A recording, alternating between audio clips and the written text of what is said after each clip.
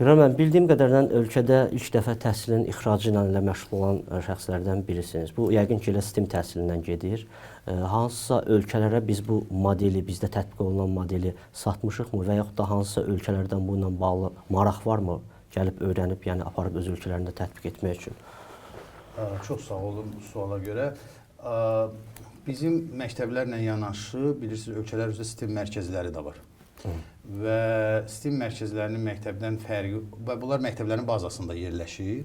Amma oradakı məzmun, belə deyək, əgər biz 3-cü, 9-cu sinifləri əhatə ediriksə, STEM mərkəzlərində mövcud avadanlıq və məzmun imkan verir ki, orada 4 plus yaşdan başlayaraq universitet tələbələrinə qədər hamı iştirak edə bilər. Yəni ki, onlar üçün o məzmunlar var. Əsas fərq ondan ibarətdir və onlar üçün və STEM mərkəzlər üçün xüsusi sahələr ayrılıb.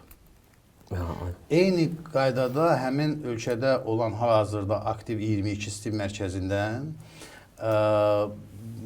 yanaşı Bişkekdə Heydər Əliyev adına 20 sayılı gimnaziyanın nəzdində STEM Azərbaycan mərkəzi yaradılıb. Və bu yaxınlarda yəqin ki, mətbuatdan da izlədiniz, Özbəkistanda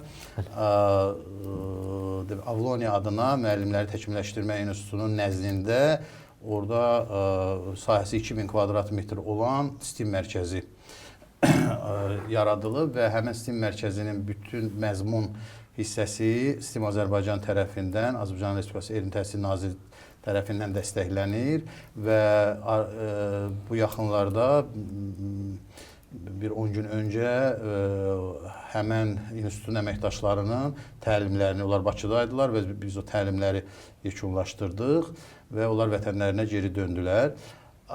Təhsilin ixracına gəldikdə isə, bəli, biz keçən illəri